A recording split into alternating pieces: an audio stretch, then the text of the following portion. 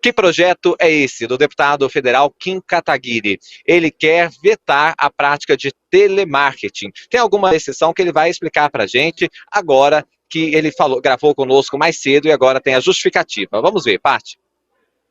Não, demanda de muitos eleitores, né? Eu recebo as proposições, as sugestões de projetos de lei pelo Discord, né? Que é uma plataforma que eu uso para me comunicar com meus eleitores e para receber projetos de lei.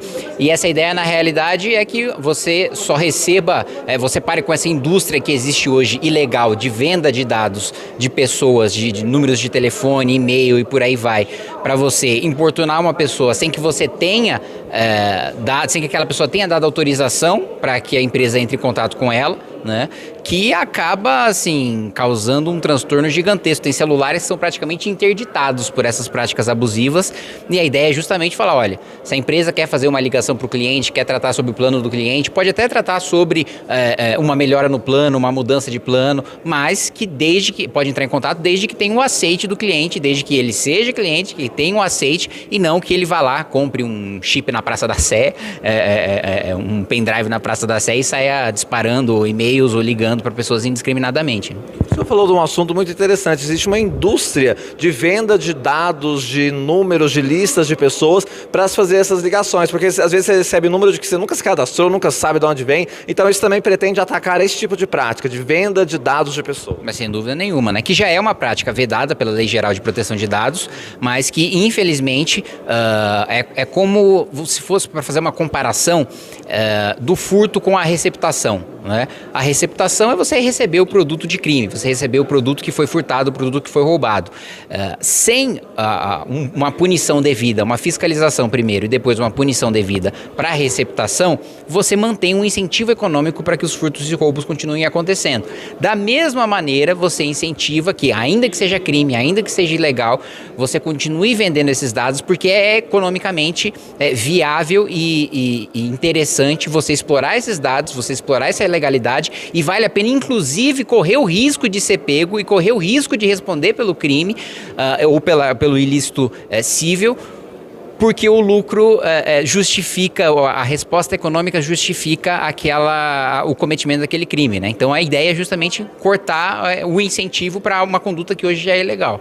Eu estava pensando aqui, além de perturbar as pessoas, e isso acontece com todas as idades, tem pessoas mais idosas que têm mais dificuldade de entender mais ou menos aquelas ligações, acabam dando dados, fazendo mudanças no plano, até nem era interesse dela, mas ela acaba sendo levada a isso. Então também atende essas pessoas que muitas vezes são assediadas por essas ligações. Né? Sem dúvida nenhuma, né? Uma pessoa que é levada a erro, uma pessoa que muitas vezes sofre até um estelionato e tem casos, eu tive o caso da minha mãe, já sofria um estelionato por ligação.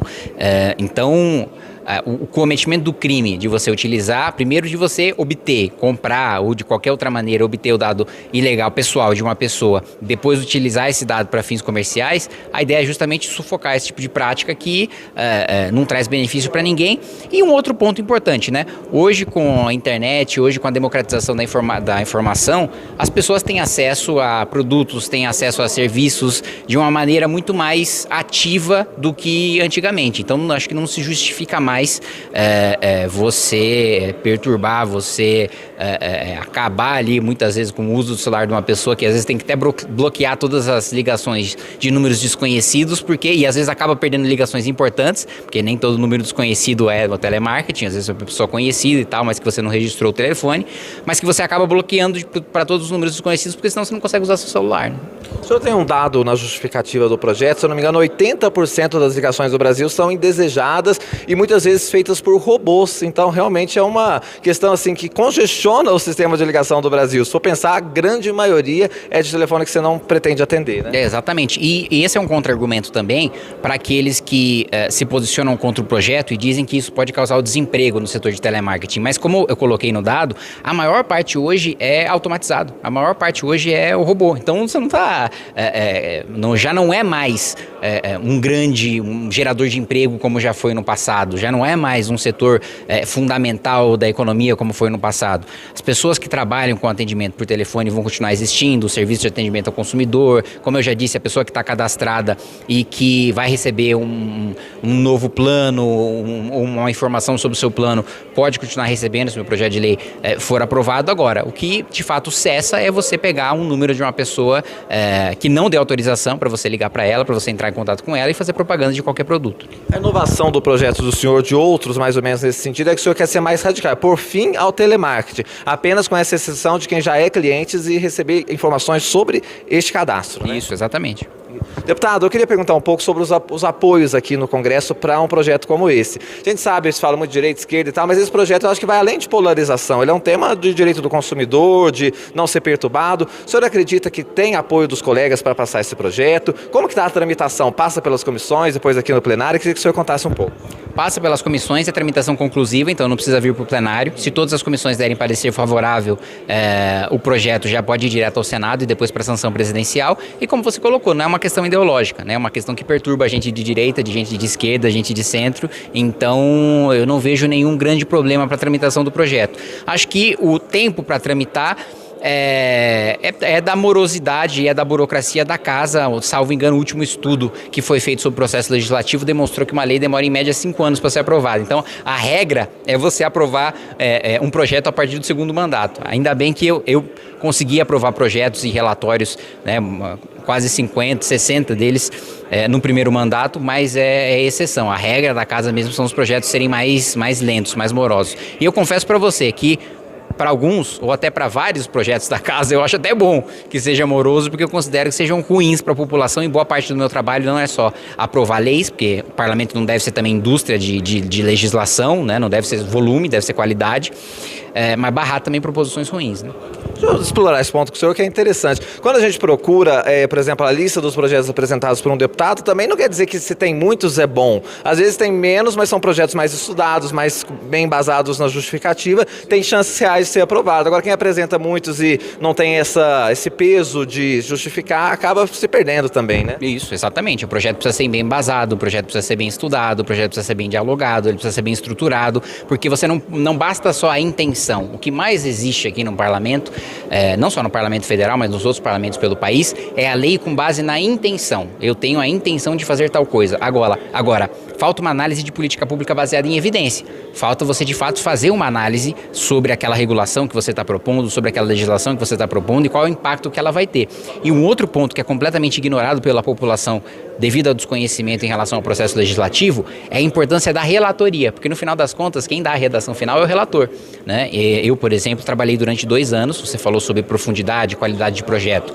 Trabalhei durante 2 anos numa única relatoria que foi do Marco Legal do Licenciamento Ambiental, né? E aí eu encomendei um estudo com a USP, com a FIP, para saber qual seria o impacto. Era um impacto assim, de quase 200 bilhões de reais em 10 anos em investimento, de 2 milhões e 200 mil empregos também em 10 anos.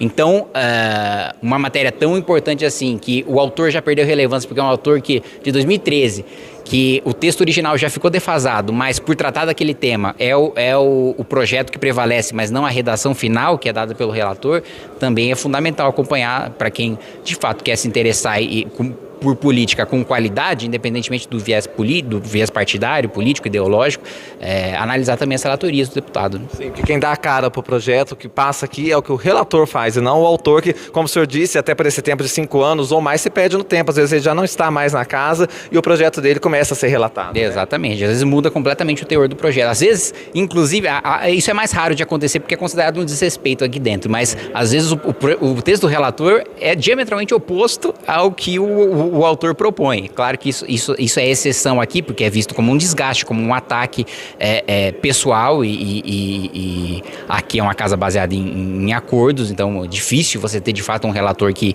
vá diametralmente contra a vontade do autor, mas acontece, né? Para as pessoas terem uma noção da importância do relator. O relator pode dar um significado oposto ao que o autor do projeto quis dar. Deputado, muito obrigado pela gentileza de falar aqui no My News. Bom trabalho. Imagina, obrigado, bom trabalho, obrigado pelo espaço. Agradeço muito ao deputado Kim Kataguiri pela gentileza de falar aqui no My News. Nós fizemos uma enquete, vou pedir para a parte já concluir, para que a gente traga o resultado aqui, a opinião de vocês sobre essa proposta. O Rafael Xavier, ele colaborou muito aqui conosco no chat ao dizer assim, o Procon de São Paulo já possui um bloqueio para telemarketing. O problema é que de uns anos para cá as empresas têm ignorado. Em teoria, as empresas deveriam consultar os telefones para ver se a pessoa aceita a encheção de saco. A Fátima Nunes escreve assim, exemplo que estão enchendo o saco são as ligações de spam. Ela coloca aqui também.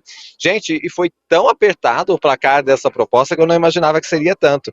Na verdade, foi 50 a 50, basicamente, arredondando os números. Olha, 52 a 48, que é contra o veto